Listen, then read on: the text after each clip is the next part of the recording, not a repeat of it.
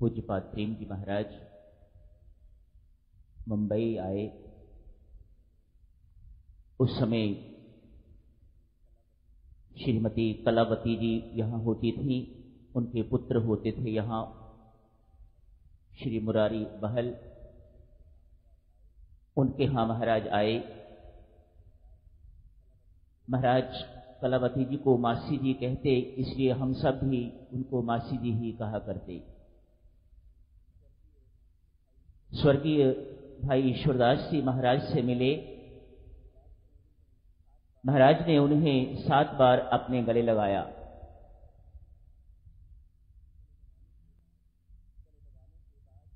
गले लगाने के बाद भाई ईश्वरदास जी की आंखों में आंसू थे, प्रसन्नता के आंसू।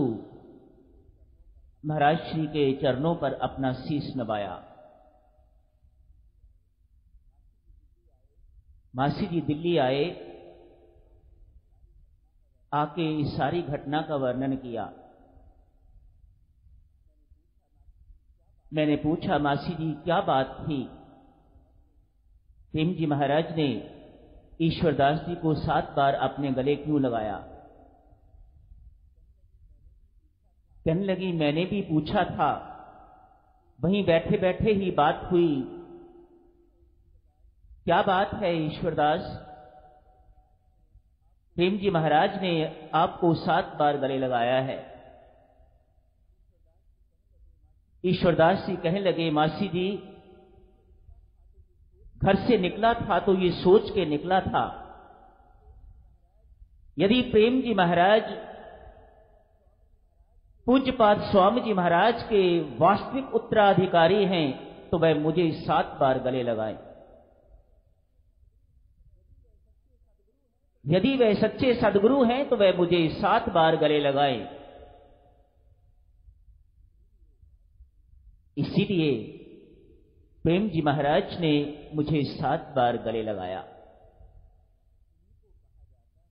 इन्हीं को कहा जाता है सदगुरु। मात्र सत्संगों का आयोजन करने वाला सदगुरु नहीं हुआ करता। दीक्षा देनी आरंभ कर देनी या कुछ इस प्रकार की बातें करने लग जानी, वे सदगुरु नहीं हुआ करते। आइए देखें सदगुरु किसे कहा जाता है, क्या परिभाषाएं हैं सदगुरु की, क्या सदगुण होने चाहिए सदगुरु में जिन्हें सदगुरु कहा जाता है। सदगुरु वह जो मुख से कम समझाए और करके अधिक समझाए, उन्हें सदगुरु कहा जाता है। अभी आपने भजन सुना, जो भव सागर पार ले जाने की योग्य रखता है, योग्यता रखता है, वह सदगुरु। जो स्वयं ही अभी संसार में खोया हुआ है, जो स्वयं ही अभी संसारिकता में डूबा हुआ है, वह किसी दूसरे को क्या निकालेगा? जो स्वयं ही बंधा हुआ है संसार में, वह दूसरे को मुक्त क्या करेगा? वह मुक्त नहीं कर सकता। वह तो अपने आप को भी धोखा दे रहा है और औरों को भी धोखा दे रहा है। मैं ऐसे व्यक्तियों से विशेष या कभी अपने आप से प्रश्न पूछता हूं, क्या मुंह दिखाऊंगा वहां पर जाके? जाना तो वहां है। एक राजा थे, अनेक वर्षों से एक विद्वान ब्राह्मण से कथा सुनते। मानो 30-35 वर्ष हो गए होंगे। ज्ञान की चर्चा होती है, ऐसे लगता है 30-35 वर्ष सुन के ये चर्चा इस कान से निकाल ली, इस कान से सुनी और इस कान से निकाल दी, आज तक मेरे अंदर भक्ति की चिंगारी कभी तक नहीं फूटी। क्या कारण? आज राजा रोष में है थोड़े। ब्राह्मण देवता, मैंने इतनी भारी तनख्वाह पर आपको रखा हुआ है, इतना बड़ा चढ़ावा आपको होता है, 30-35 वर्ष में भी मेरे अंदर भक्ति का नामो निशान उदय नहीं हुआ, मेरे अंदर वैराग्य नहीं जगा। मैं उसी प्रकार से कामी हूं, उसी प्रकार से लोभी हूं, उसी प्रकार से अहंकारी हूं। मेरे हृदय में किसी प्रकार की कोई सुधार नहीं हुआ। जो मन को सुधारे वह सद्गुरु। सद्गुरु शरीर को नहीं पकड़ता, सद्गुरु मन को पकड़ता है, सद्गुरु हमारी बुद्धि को पकड़ता है और सद्गुरु हमारी आत्मा को पकड़ के रखता है। जो ऐसा करे उसे सद्गुरु कहा जाता है।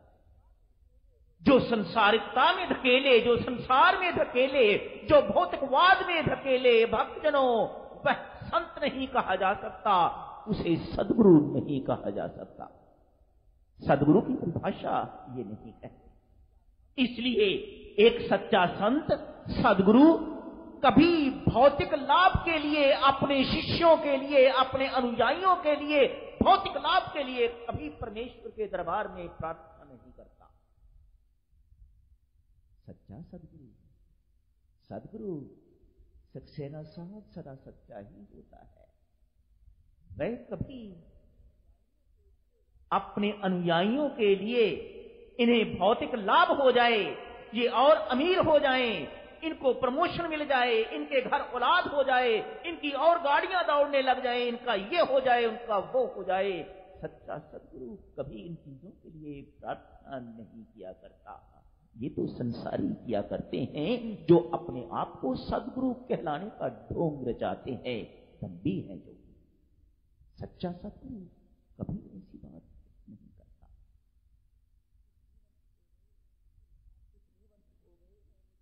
इतने वर्ष हो गए हैं मुझे आपकी कथा सुनते सुनते, मेरे मन में रत्ती भर भी सुधार नहीं आया।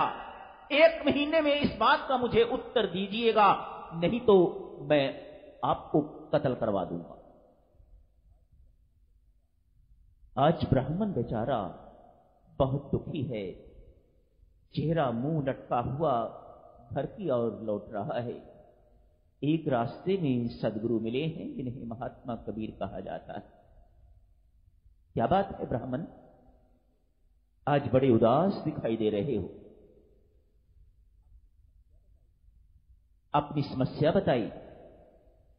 क्या मैं तुम्हारी समस्या का समाधान कर सकता हूं? क्या मैं तुम्हारी कुछ सहायता कर सकता हूं?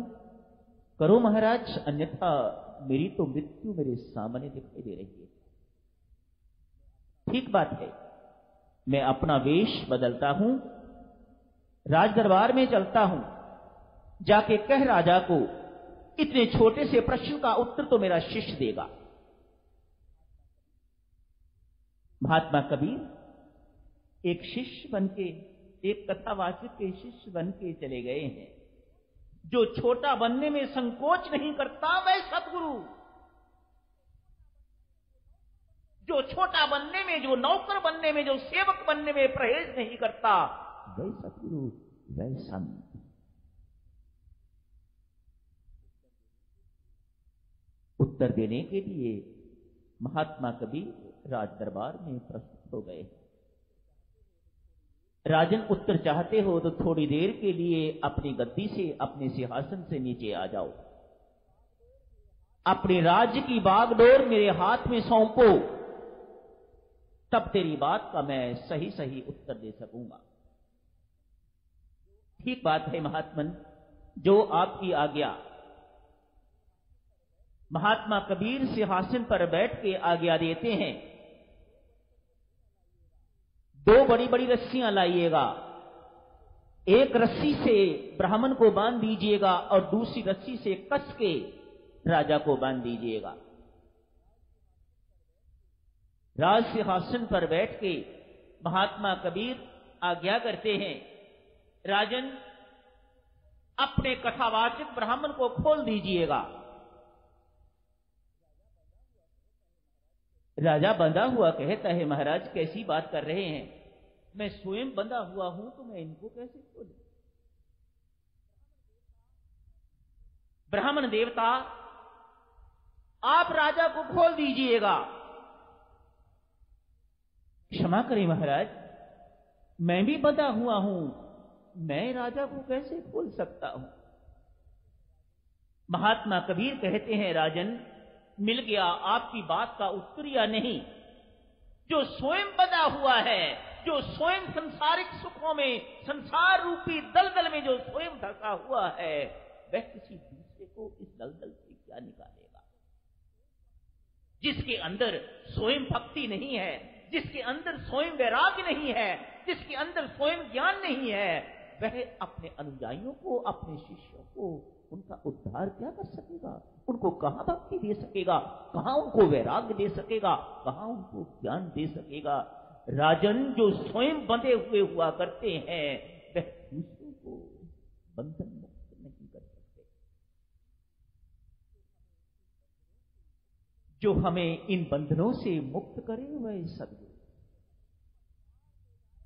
जो हमें भव पार ले जाए वह सद्गुरु, जो अपना सब कुछ दे के कंगाल हो जाए वह सद्गुरु, जो अपना सब कुछ दे के कंगाल हो जाए वह सद्गुरु।